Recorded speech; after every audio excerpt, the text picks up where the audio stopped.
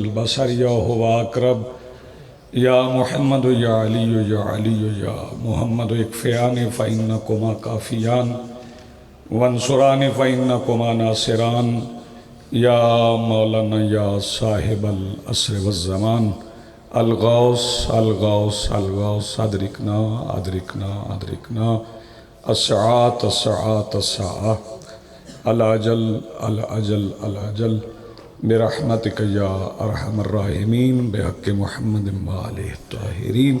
ممکنہ حد تک بلند صلوات پڑھیے۔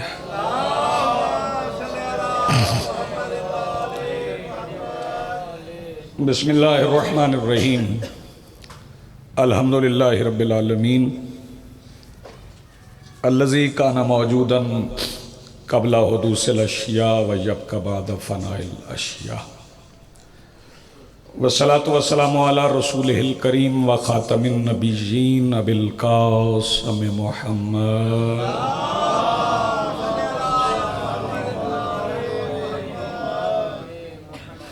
والصلاة والسلام والتحیۃ والاکرام علی آلہ الطیبین الطاہرین المعصومین المنتجبین المہدیین المظلومین المعصومین الذین اذہب اللہ عنہم الرجس وطہرہم تطہیرا۔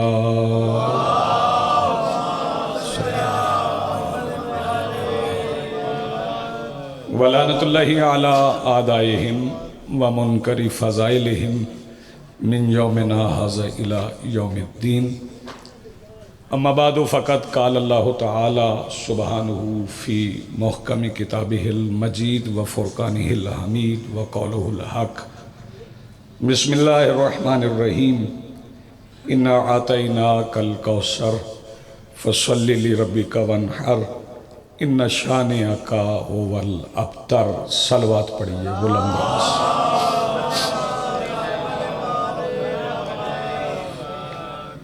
اپنی اپنی دعاؤں کی قبولیت کے لیے حاضرین و غائبین،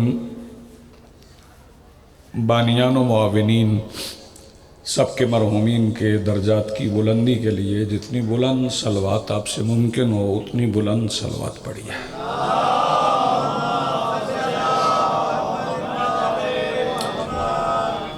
آج کی صف عزائز، صف انتظار اور اس پر حاضر موالیانوں، عزادارانوں، منتظرین کے دلوں میں موجود وہ حرارت جو انہیں کربلا کی ریت کے ٹیلہ کے ممبر پر تشریف فرما خطیب نظریہ توحید کے استغاثہ سے ملی ہے، درخواست گزار ہوں اپنے اس وارث کے حضور جو پردہ غیب میں وارث باغ فدق کی حیثیت سے موجود ہے، کہ کائنات کا وہ مطلق العنان مدبر الامور اپنے رخ سے حجاب غیبت ہٹائے اور کعبہ کی چھت سے اپنے پہلے ہی خطبے میں کائنات کو سمجھائے کہ علی کل بھی واجب تھا، علی آج بھی واجب ہے۔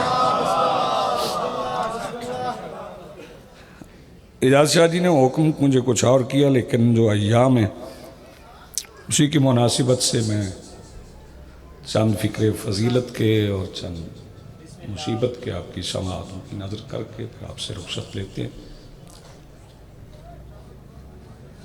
بسم اللہ الرحمن الرحیم۔ یہ وہ کلمہ ہے بسم اللہ جو برسر زمین سب سے پہلے سرکار ابو طالب نے تلاوت فرمایا ہے، اور پھر جب آغاز نزول قرآن ہوا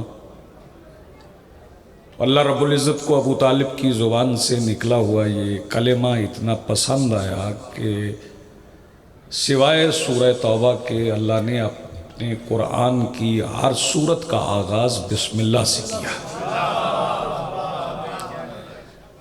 سورہ توبہ میں بھی بسم اللہ ہے لیکن آغاز میں نہیں ہے، درمیان میں کہیں ہے، شروع میں نہیں ہے، کیونکہ جب پہلے بسم اللہ پڑھ لی جائے تو پھر عذاب نہیں ہوتا، چونکہ وہ سورہ برات ہے، اس میں عذاب کی خبر ہے، سورہ توبہ ہے، اس لیے اس کے آغاز میں بسم اللہ نہیں ہے۔ ویسے ہر سورت سے پہلے بسم اللہ الرحمن الرحیم ہے۔ میں سورہ کوثر کے ضمن میں بلکہ میں اس کی آخری آیت کا ترجمہ 2 مصروں میں کر دیتا ہوں۔ ان نشانیہ کا ہوا لبتر، میں 2 مصروں میں پڑھ دیتا ہوں کہ پہلا قدم زمین پر رکھ کے بطول نے ہر دشمن رسول کو ابتر بنا دیا۔ بہت شکریہ، بڑی مہربانی، بہت نوازش۔ اب چونکہ سورہ کوثر ایک مختصر سی سورت ہے اور بندے یہ سمجھتے ہیں کہ چھوٹی سورت ہے، قرآن کی کوئی سورت چھوٹی نہیں ہے۔ اس کی چند آیات کبریٰ ہیں۔ میں پھر کہہ رہا ہوں اس کی چند آیات کبریٰ ہیں، آیات صغریٰ بھی نہیں، کیونکہ آیات کبریٰ میں اسے اس لیے کہہ رہا ہوں کہ یہ آیتیں اس کی فضیلت میں اتری ہیں جو اکبر کا حجاب ہے، اور صرف اکبر کا حجاب بھی نہیں بلکہ حجاب اللہ الاکبر ہے، سب سے بڑا حجاب، سب سے بڑا حجاب۔ حجاب اسے کہتے ہیں کہ محجوب تک پہنچنے کے لیے جس تک پہنچنا ضروری ہو۔ غور فرما رہے ہیں آپ؟ واقعہ بھی میں سنا سکتا ہوں، ابھی سنا دیتا ہوں آپ کو، آپ نحال ہو جائیں گے، لیکن یہ ذرا مشکل سا فکرہ ہے، اسے قبول فرمائیے۔ حجاب اسے کہتے ہیں محجوب تک پہنچنے کے لیے جس تک پہنچنا ضروری ہو، ناگزیر ہو، اس کے پہنچے بغیر محجوب سے ملاقات نہ ہو، اسے حجاب کہتے ہیں، اور شدادی حجاب اللہ الاکبر ہیں۔ تو پھر اندازہ کیجئے کہ مصطفیٰ معراج کی رات اللہ کے کس پردے کے باہر کھڑے تھے۔ جی آپ سلامت رہیں، بڑی مہربانی، بہت شکریہ، نوازش، آپ نے اتنا اچھا سماعت فرمایا۔ تو یہ آیات اتری ہیں حجاب اللہ الاکبر کی فضیلت میں، اس کی ساری آیات ہی آیات کبریٰ ہیں۔ اور رہی بات، ایک میں مغالطہ دور کر دوں، وہ دور کرنا ضروری ہے، چونکہ قرآن معجزہ ہے، معجزہ ہے قرآن، اور اللہ نے ہر نبی کو معجزے عطا کیے ہیں۔ اس سے پہلے بھی آپ سماعت فرما رہے تھے، جناب نوح کا معجزہ ہے کشتی، سفینہ نجات، وہ معجزہ ہے جناب نوح کا۔ اچھا میں ذرا اور وضاحت کر دوں تاکہ عزیزان بھی سمجھ جائیں کہ جس زمانے میں جو نبی آیا اس زمانے میں جو ہنر تھا نا، جو ہنر کمال پہ تھا، وہ اللہ نے اپنے نبی کو معجزے کے طور پہ عطا کیا، ہنر کے طور پہ عطا نہیں کیا۔ ہنر سیکھا جاتا ہے، اور معجزہ اسے کہتے ہیں جس کے سامنے کائنات عاجز آ جائے۔ جناب داؤد کے زمانے میں معجزہ تھا کہ لوگ لوہا پگھلاتے تھے آگ میں اور پھر اس سے چیزیں بناتے تھے۔ اللہ نے جناب داؤد کو معجزہ عطا کیا کہ وہ لوہے میں ہاتھ رکھتے تھے، لوہا موم ہو جاتا تھا۔ پھر انہیں لہن بھی عطا کیا، ان کی آواز بڑی خوبصورت تھی، خوبصورت آواز تھی، اچھی آواز تھی، پیاری آواز تھی، اتنی خوبصورت تھی کہ آواز سنتے تھے، زبور پڑھتے تھے جناب داؤد تو پرندے رک جاتے تھے۔ یہ 2 معجزے تھے جناب داؤد کے۔ پھر انبیاء کی کتار ہے، اس میں معجزات ہی معجزات ہیں، معجزات ہی معجزات ہیں، ایک ایک نبی کے پاس کئی معجزے ہیں، لیکن سرکار دو عالم کے پاس جو سب سے بڑے معجزے ہیں وہ 2 ہیں۔ ایک قرآن ہے، قرآن اس لیے معجزہ ہے کہ چونکہ اس وقت عرب میں شاعری کا رجحان بہت زیادہ تھا، بڑے بڑے شعراء تھے۔ مکہ میں ایک شاعر تھا جس کا نام تھا شاسا، شاسا نام تھا اس کا، وہ بولتا ہی نہیں تھا سارا سال، وہ حج کے موقع پہ اپنے شعر پڑھتا تھا۔ اور جب سورہ کوثر نازل ہوئی، کعبہ کی دیوار پہ لٹکائی گئی تو شاسا کو دکھائی گئی، تو شاسا نے وہ مصرع پڑھ کے کہا تھا ما ھذا من کلام بشر، کہ یہ کسی بشر کا کلام نہیں ہے۔ اس کے بعد وہ خاموش ہو گیا، کیونکہ لوگ یہ سمجھ رہے تھے کہ سرکار دو عالم جو اتنا فصیح و بلیغ کلام کرتے ہیں، یہ اس لیے کرتے ہیں چونکہ ابو طالب شاعر ہے، ابو طالب کی آغوش کے پلے ہے، تو ابو طالب کی پرورش کی وجہ سے مصطفیٰ کے کلام میں اتنا اثر ہے۔ انہیں یہ خبر نہیں تھی کہ یہ کلام بندے کا نہیں ہے، یہ اللہ کا ہے۔ اور اگر آپ الگ سے کوئی بندہ جس نے کلمہ نہیں پڑھا، قرآن پہ ایمان ہی نہیں رکھتا، وہ سورہ کوثر پڑھے تو اسے سورہ کوثر نظم لگے گی، کافی ہے نا؟ آپ دیکھ لیں قافیے سے قافیہ ملا ہوا ہے، کوثر بسم اللہ، منہر، ابتر، یہ قافیہ لگتا ہے، لیکن یہ نظم ہے نہیں ہے، اگرچہ کلام اس کا ہے جس کے ہاتھ میں نظم کائنات ہے، لیکن یہ نظم نہیں ہے، کیونکہ اللہ شاعر نہیں ہے، اللہ شعر نہیں کہتا، اور شاعروں کے بارے میں اس نے کچھ کہہ بھی دیا ہے۔ سورہ شعراء میں اللہ رب العزت نے واضح طور پر کہہ دیا ہے کہ وَالشُّعَرَاءُ يَتَّبِعُهُمُ الْغَاوُونَ، یہ جو شاعر ہیں نا یہ باطل کی پیروی کرتے ہیں۔ أَلَمْ تَرَ أَنَّهُمْ بِكُلِّ وَادٍ يَهِيمُونَ، کیا تم نے نہیں دیکھا کہ یہ خیال کی ہر وادی میں پھرتے ہیں؟ وَأَنَّهُمْ يَقُولُونَ مَا لَا يَفْعَلُونَ، اور تم نے یہ نہیں دیکھا کہ یہ جو کہتے ہیں وہ کرتے نہیں ہیں۔ اور اس کے بعد پھر مالک فرماتا ہے إِلَّا الَّذِينَ آمَنُوا وَعَمِلُوا الصَّالِحَاتِ، مگر وہ لوگ جو ایمان لائے، عمل صالح کیے، وَاذْكُرُوا اللَّهَ كَثِيرًا، کثرت سے اللہ کا ذکر کیا، وَانْتَصِرُوا مِن بَعْدِ مَا ظُلِمُوا، اور ظلم ہونے کے بعد مظلوم کی حمایت میں شاعری کی، تو وہ شاعر اللہ کو پسند ہے۔ اس کا مطلب ہے جو مظلوم کی حمایت میں لکھے وہ شعراء اللہ کو پسند ہے۔ اور پھر ایک بات میں اور عرض کر دوں کہ آئمہ کے زمانے میں جو مجالس ہوتی تھی ان میں شاعر ہی ہوتے تھے۔ بیٹے دیکھنا میری طرف، چاند میری طرف دیکھنا، شہزادے دیکھنا ادھر۔ اس زمانے میں شاعر ہی ہوتے تھے۔ آئمہ کے ظاہری زمانے میں مولوی نام کی جنس تو تھی نہیں، مولوی نہیں ہوا، تقریریں نہیں ہوتی تھی، میرا مطلب کسی کی احانت کرنا نہیں ہے، توہین کرنا نہیں ہے، لیکن اس زمانے میں تقریریں نہیں ہوتی تھی۔ مولا کے سامنے کون بھائی جان تقریر کرے؟ مولا کے سامنے کس کی ضرورت ہے تقریر کرے؟ فرزدق سے آغاز کریں دیبل خزائی تک آ جائے، یہ سارے شعراء کی فہرست ہے، اور جو وجدان شعراء کا ہوتا ہے وہ عام لوگوں کا ہوتا ہی نہیں ہے۔ عام لوگ تو جی جا رہے تھے کعبہ حج کرنے کے لیے، اور فرزدق نے ایک غبار اٹھتا ہوا دیکھا تھا، اور اسے زمین سے اٹھتے ہوئے غبار میں کچھ نور نظر آ گیا تھا۔ نہیں آپ متوجہ نہیں ہیں، زمین سے اٹھتے ہوئے نور میں، غبار میں سے اسے کچھ نور نظر آ گیا تھا، کیونکہ کریم کربلا عراق کی طرف جا رہے تھے، اور فرزدق جو ہے وہ کعبہ کی طرف جا رہا تھا۔ کسی نے رستہ روک کے فرزدق سے پوچھا سارے لوگ تو کعبہ حج کرنے جا رہے ہیں اور تم عراق کی طرف جا رہے ہو؟ فرزدق کہنے لگے مجھ میں اور ان لوگوں میں فرق ہے۔ کیا فرق ہے؟ فرزدق کہنے لگے وہ جسم کعبہ کی طرف جا رہے ہیں، میں روح کعبہ کے پیچھے جا رہا ہوں۔ بہت شکریہ، بڑی مہربانی۔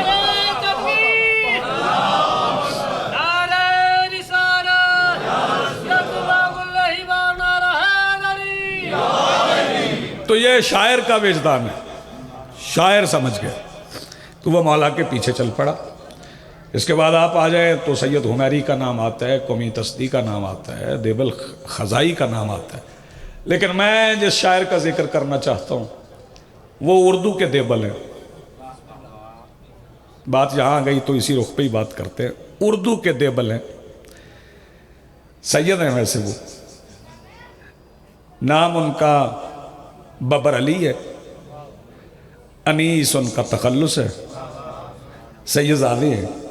ان کے میں 2-4 مصرے پڑھتا ہوں، اگر آپ تک پہنچ گئے تو آپ دل چاہا تو تھوڑا بول لیجئے گا، ورنہ تھکے ہوئے تو آپ پہلے سے ہیں۔ ان کا پہلا مصرع میں پڑھ رہا ہوں۔ خورشید فلک عکس در تاج علی ہے۔ بہت اچھے، کیا کہنے، آپ نے بڑا اچھا سنا۔ خورشید فلک عکس در تاج علی ہے۔ شاید عزیزان کو سمجھ نہ آئے، کہنے کا مقصد یہ ہے کہ وہ فرما رہے ہیں کہ علی کے تاج میں لگے ہوئے موتی سے نکلنے والی شعاع آسمان پہ جہاں نقطہ بنا دے اللہ اسے سورج کہتا ہے۔ خورشید فلک، بہت شکریہ جی، بڑی مہربانی۔ خورشید فلک عکس در تاج علی ہے۔ اگلا مصرع تو مقصروں کو کھا جاتا ہے، اور میں نے تو نہیں کہا نا، یہ تو سرکار انیس نے کہا ہے۔ خورشید فلک عکس در تاج علی ہے۔ وہ فرماتے ہیں خورشید فلک عکس در تاج علی ہے، خالق کے سوا جو بھی ہے محتاج علی ہے۔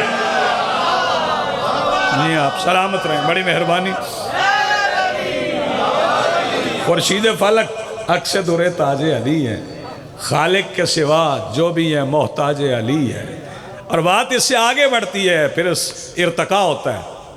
پھر وہ مصرے بدلتے ہیں. پہلے تو کہنے خورشید فلک عکس در تاج علی، اور پھر جب بات آگے بڑھتی ہے تو پھر وہ فرماتے ہیں ذرہ ہے آفتاب در بو تراب کا.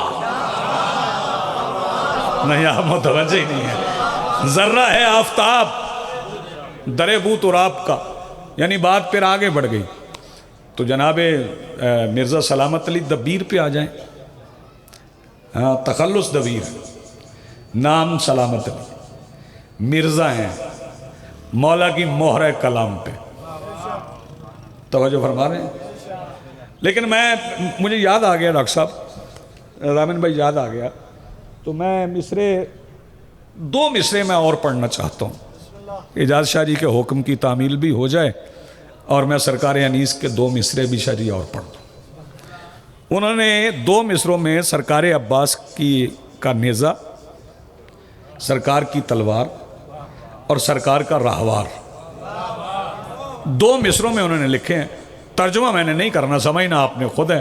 وہ فرماتے ہیں نیزہ ہے کہ افعی ہے، سنا ہے کہ شرر ہے. کیا بات ہے بھائی، آپ کے سننے کے کیا کہنے.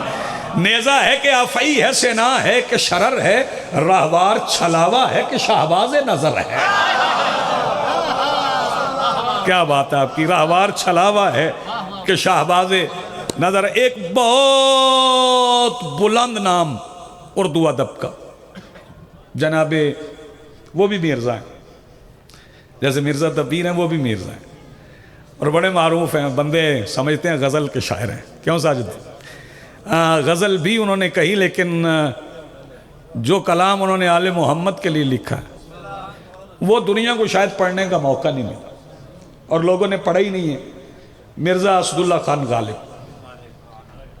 غالب وہ جو خطوط لکھتے تھے نا، آج کل تو شاید نہیں پڑھائے جا رہے، اردو لٹریچر میں پڑھائے جاتے تھے پہلے. مکاتیب غالب پڑھائے جاتے تھے. تو وہ جب خط لکھتے تھے، آج کل تو خط لکھنے کا زمانہ نہیں نا، واٹس ایپ ہے. آج کل تو بندے کارڈز بھی جو ہیں واٹس ایپ ہی کرتے ہیں، بھیجتے ہی نہیں کسی کو. یعنی وہ یہ سمجھ لیں کہ ساری کمیونیکیشن ہی الیکٹرانک پہ ہے، ڈیجیٹل ہے. اب تو بندہ بندے کے پاس جاتا ہی نہیں ہے، فون پہ بات ہو جاتی ہے. اب تو لوگوں کو بینک بھی نہیں جانا پڑتا. تو اب تو خط لکھنے کا رواج نہیں ہے. خط کی کاغذ کی دیکھیں. میں ایک بات آپ کی خدمات عالیہ میں عرض کروں کہ کاغذ پہ لکھا ہوا پڑھنے کا جو لطف ہے نا، وہ سکرین پہ لکھا ہوا پڑھنے کا لطف نہیں ہے. وہ خط لکھا کرتے تھے جناب مرزا اسد اللہ خان غالب، اور جب خط تمام ہوتا ہے تو آخر میں بندہ لکھتا ہے نا، اپنا نام لکھتا ہے. وہ پتہ کیا لکھتے تھے؟ بندہ علی اپنے ابی طالب اسد اللہ خان غالب. پڑھے مکاتیب غالب، بندہ علی اپنے ابی طالب اسد اللہ خان غالب. اب وہ جناب غالب لکھ رہے ہیں غالب ندیم دوست سے آتی ہے بوئے دوست. غالب ندیم دوست سے، یعنی دوست کے دوست سے ملنے میں توجہ. یہاں میرے احباب موجود ہیں، محترم برادران بھی موجود ہیں. جو کام آپ کو ساجد صاحب سے ہوگا وہ مجھ سے مل کے تو نہیں ہو سکتا. توجہ فرما رہے ہیں؟ وہ تو ان سے ملیں گے تو ان سے ملنے سے ہی ہوگا، مجھے ملنے سے ڈاکٹر صاحب نہیں ہو سکتا جو کام ان سے ہے. لیکن غالب نے عجیب بات کی. انہوں نے ایک ایسے دوست کے دوست کا تذکرہ کیا کہ جو دوست کو ملنے سے ہونا ہے نا، وہ دوست کے دوست کو ملنے سے ہو گیا. انہوں نے کہا غالب ندیم دوست سے آتی ہے بوئے دوست، مشغول حق ہوں بندگی یہ بو تراب میں.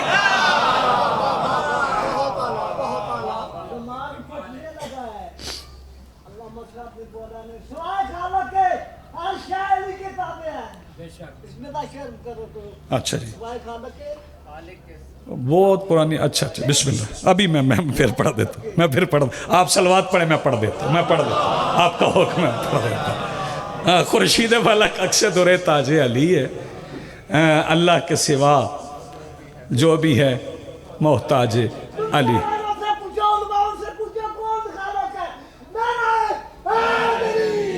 یا آپ جی ہیں، آپ سلامت رہیں. ایک مشاعرہ ہو رہا تھا یا مسالمہ تھا، تو اس میں سامعین تشریف فرما تھے. تو وہ جو شاعر صاحب تھے وہ کوئی نظم پڑھ رہے تھے، وہ کوئی 10-12 شعر پڑھ گئے تو مجمع میں سے ایک صاحب اٹھے اور انہوں نے کہا وہ پہلا شعر پھر پڑھیے۔ تو میں تو حکم کا تابع ہوں جیسے آپ کہیں گے، میں تو تعمیل واجب ہے، صلوات ایک اتنی بلند پڑھیں جتنی آپ پڑھ سکتے ہیں۔ بھارت اور یہ ایک لمبا سلسلہ ہے۔ میر درد نے بھی لکھا، سرکار میر تقی میر نے بھی لکھا، انہوں نے بھی منقبت لکھی، انہوں نے کہا پست کرنے کو مدعی کے بلند، مدعی کے بلند، یعنی مدعی کی جتنی طاقت ہے، جو دشمن کی طاقت ہے اسے ختم کرنے کا انور بھائی طریقہ کیا ہے؟ کہتے ہیں پست کرنے کو مدعی کے بلند، یا علی کہا کر تو،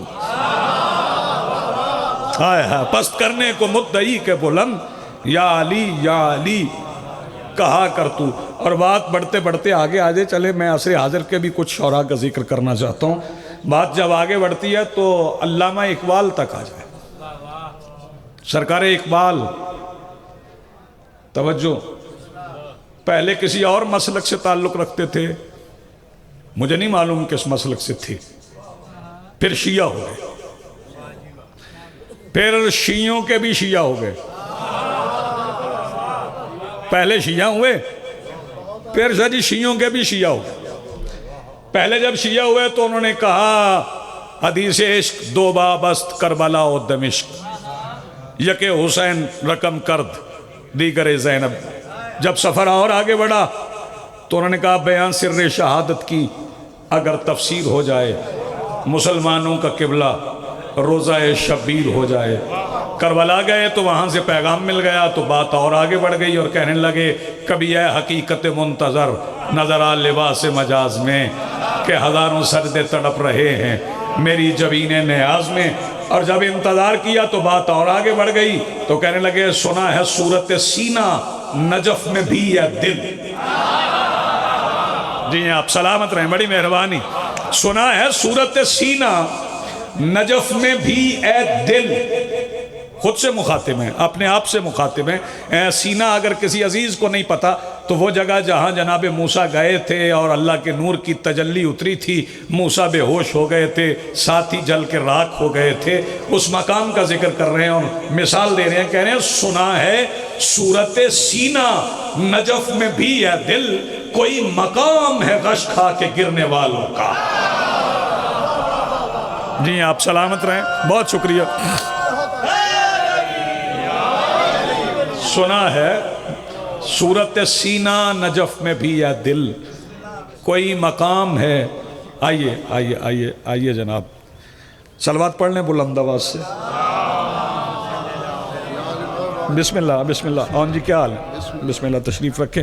آ گئے اون بھائی، تو اون کے معنی مددگار ہوتے ہیں، تو وہ مدد کو آپ پہنچیں تو میں مختصر کر لیتا ہوں، پھر سلسلہ آگے بڑھتا ہے تو ایک نام اور لیتا ہوں، وہ ہیں جناب شبیر حسن خان۔ کیا بات ہے، جناب شبیر حسن خان نواب تھے، لیکن ہمارا ایک اپنا سلسلہ ہے۔ میں بچوں کے لیے عرض کر دوں، ان کو پڑھیں تو آپ کو پتہ چلے کہ جب یہ پاکستان بننے کے بعد پاکستان آئے، تقسیم پاکستان ہند کے وقت یہ پاکستان نہیں آئے تھے، بعد میں پاکستان آئے، اور جب ہندوستان سے چلے تھے تو صدر ذاکر حسین انہیں ہوائی اڈے پہ چھوڑنے آئے تھے، جہاز پہ بٹھانے آئے تھے، اور جب پاکستان پہنچے تھے تو کوئی کانسٹیبل بھی انہیں لینے نہیں گیا تھا۔ یہ ناقدری ہے ہماری، ناشناسی ہے ہماری۔ وہ شبیر حسن خان جوش ملی آبادی، انہوں نے کمال ہی کر دی۔ ان کے مراثی آپ پڑھیں، ممبر سے تو پڑھے نہیں جا رہے، چلو یہ میرے نصری بھائی تو نہیں پڑھیں گے، جو قصیدہ پڑھنے والے حضرات ہیں، جو اردو پڑھنے والے حضرات ہیں، انہیں تو یہ پڑھنا چاہیے، اور بالخصوص میر انیس کو تو ضرور پڑھنا چاہیے، کیونکہ باقی لوگوں نے تو مقتل پڑھ پڑھ کے سن کے لکھا ہے نا۔ میر انیس نے جو مقتل لکھا ہے وہ اس سے سنا ہے جس نے کربلا دیکھی ہے، تو میر انیس کو بھی پڑھنا چاہیے۔ جناب جوش ملی آبادی، ان کے چند مصرے سنیں، اور پھر دو چار مصرے عصر حاضر کے دو شعراء کے، اور پھر میں آپ کو سلام کرتا ہوں۔ انہوں نے زندگی اور موت محمد و آل محمد کی نظر میں لکھی۔ ہاں، میں زندگی پہ سارے مصرے ان کے مجلس اعضاء میں تو نہیں پڑھ سکتا، لیکن انہوں نے فرمایا زندگی باغ سری سا رنگ دیپک سوہنی، پنکھڑی تتلی سنوبر دھوپ نسری چاندنی، ارغوانی آسمانی لاجونتی زندگی، مت بھری کومل سہانی زندگی، زندگی یوسف زلیخا کیسو لیلا نل دمن، عید کا دن 14ویں کی رات 4تھی کی دلن، زندگی توقیر ہے تکریم ہے تمکین ہے، اور موت شاہ عرض کی سب سے بڑی توہین ہے۔ آپ کی توجہ ہے، مجھے اندازہ ہو رہا ہے۔ وہ فرماتے ہیں موت اندھیاری گٹا ٹوپ آپ نوسی تیرا فام، مزمحل سن منجمد یک بستہ شل افسردہ خام، بے بصارت بے حرارت بے حکایت بے خرام، بے قعود و بے سجود و بے رکوع و بے قیام، اس کے پتھریلے کلیجے میں کسک ہوتی نہیں، اس کے دیدوں میں مروت کی چمک ہوتی نہیں۔ وہ فرماتے ہیں موت کیڑوں کی غذائے خستہ قبروں کا فشار، استخاں سوز و نفس غیرت توانائی شکار۔ بہت لمبے بند ہیں، بہت زیادہ بند ہیں، میں مختصر کرتا ہوں۔ وہ فرماتے ہیں یہ تصور موت کا جیسے ہی سوئے کربلا وقت دوں پرور کے تاریخی تقاضے سے مڑا، خون کا تیرے گرانے میں تلاطم آ گیا، لشکر صبح فیروزہ شام کی جانب چلا، دفاتن کسر جفا مسمار ہو کر رہ گیا، روب شاہی نقش بر دیوار ہو کر رہ گیا۔ اور فرماتے ہیں حسین نے کیا کیا ہے؟ وہ فرماتے ہیں حبس ٹوٹا، باغ جنت کی ہوا آنے لگی، مقبروں سے دل دھڑکنے کی صدا آنے لگی۔ جی آپ سلامت رہیں، بسم اللہ یا علی۔ بہت شکریہ، آپ نے اتنا اچھا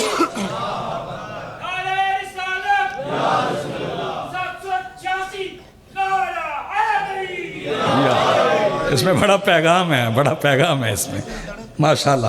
مقبروں سے دل دھڑکنے کی صدا آنے لگی۔ وہ فرماتے ہیں نصب کس نے کر دیے مقتل میں حوروں کے خیام، نصب کس نے کر دیے مقتل میں حوروں کے خیام، جانتے ہو اس دبیر ذہن انسانی کا نام، جو انوکھی فکر تھا جو ایک نیا پیغام تھا، اس حکیم نقطہ پرور کا محمد نام تھا۔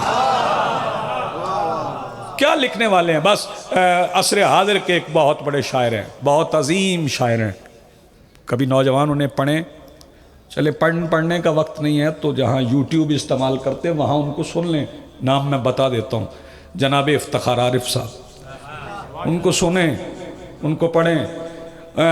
جناب ابو ذر پہ انہوں نے نظم لکھی، اجازت دیں میں ڈاکٹر صاحب ایک نظم میں ان کی سنا دوں آپ کو، آج میرا دل کر گیا تو میرا دل چاہ رہا ہے۔ انہوں نے مولا کے فرمان کو لکھا کہ یہ دنیا سور کے گوشت کی ہڈی کی مانند کوڑیوں کی دسترس میں ہے، یہ دنیا ایک سور کے گوشت کی ہڈی کی مانند کوڑیوں کی دسترس میں ہے، اور میں نان و نمک کی جستجو میں کریا بکریا مارا مارا پھر رہا ہوں، اور ذرا سی دیر کی جھوٹی فضیلت کے لیے مقام عز و شرف سے گر رہا ہوں، اور میری انگشتری پر یا علی کندہ ہوا ہے، مگر انگشتری پر یا علی کندہ کرا لینے سے کیا ہوگا کہ دل تو مرحبوں کی دسترس میں ہے، مگر انگشتری پر یا علی کندہ کرا لینے سے کیا ہوگا کہ دل تو مرحبوں کی دسترس میں ہے، نرغائے حرص و حوث میں ہے، اور ایسے میں کوئی حرف خیال ایک خواب بنتا ہے، اور ایسے میں کوئی حرف خیال ایک خواب بنتا ہے، اور خواب میں ہوتا کیا ہے؟ کبھی میسم کبھی بوزر کبھی سلمان آتے ہیں، کمیل آتے ہیں، کہتے ہیں پکارو افتخار عارف پکارو، اپنے آقا کو پکارو، اپنے مولا کو پکارو، اجیب الدعوت الدائی کا دعویٰ کرنے والے کو پکارو۔ یہ مشکل بھی کوئی مشکل ہے، دل چھوٹا نہیں کرتے، کریم اپنے غلاموں کو کبھی تنہا نہیں کرتے، کبھی رسوا نہیں کرتے۔ پڑھیں ان کو، اور انہوں نے ہی لکھا، میدان حشر کا منظر انہوں نے لکھ دیا کہ لوگ اعمال لیے کھڑے ہیں، ایک بندہ ہے جو سمجھ رہا ہے نمازیں پوری نہیں ہیں، روزے پورے نہیں ہیں، پتہ نہیں بخشش ہوگی کہ نہیں، کہ حشر کے میدان میں مولا علی سے ملاقات ہو گئی، مولا لے گئے رسول پاک کے پاس، اور 2 مصروں میں انہوں نے اس منظر کو لکھ دیا، حضور شافع محشر علی کہیں کہ یہ شخص گناہگار بہت ہے مگر حسین کا ہے۔ نہیں آپ سلامت رہیں، میری حاضری ہو گئی، مکمل ہو گئی. بس یہ سمجھ لیں کہ جسے بطول نے زیادہ پیار کیا اسے امت نے زیادہ مارا. بس آپ کی آواز بلند ہو گئی. دو فکرے مصائب کے، کیونکہ شام ہونے کو ہے، زیادہ طویل نہیں. بہت مارا امت نے بطول کے لاڈلے حسین کو. کتنا مارا، کتنا مارا سن لیں. جعفر شوستری صاحب نے لکھا کہ اتنے قرآن کے حرف نہیں جتنے شبیر کے زخم تھے.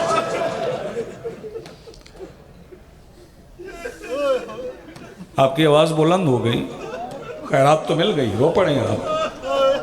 اتنے قرآن کے حرف نہیں ہیں جتنے شبیر کے زخم تھے. یہ آپ سنتے ہیں 11 محرم کو بہنیں جب آئی تھیں تو بھائی کا جنازہ پتھروں کے نیچے تھا. تو پتھر کہاں سے آ گئے تھے؟ جائیں جا کے مقتل پڑھیں. شبیر کو مارنے کے بعد دیر تک یزید کی فوج حسین کے پاک مطہر جنازے پہ پتھر برساتی رہی اور میرے مولا کا جنازہ پتھروں میں چھپ گیا.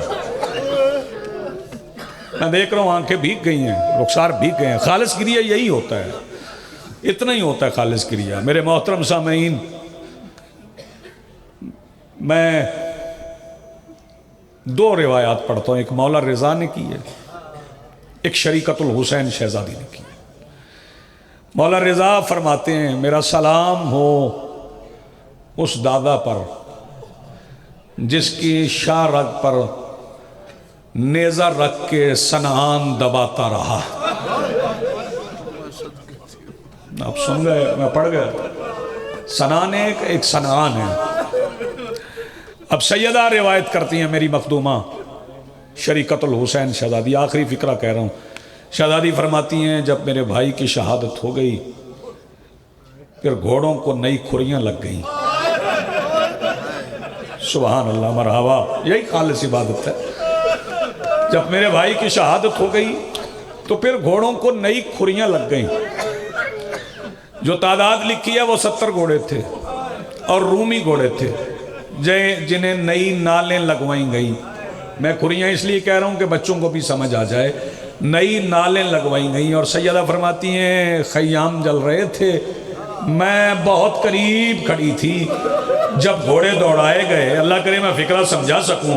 شہزادی فرماتی جب پہلا سم حسین کے سینے پہ آیا میں نے زندگی میں دوسری بار پسلی ٹوٹنے کی آواز سنی ہے. سیدہ پہلی بار کب سنی؟ فرمایا پہلی بار جب میرے گھر کے صحن میں کسی نے تازیانہ مارا تھا، میری ماں کی پسلیاں ٹوٹ رہی تھی. وَسَيَعْلَمُ الَّذِينَ ظَلَمُوا أَيَّ مُنْقَلِبٍ يَنْقَلِبُونَ وَلَعْنَةُ اللَّهِ عَلَى الْقَوْمِ الظَّالِمِينَ.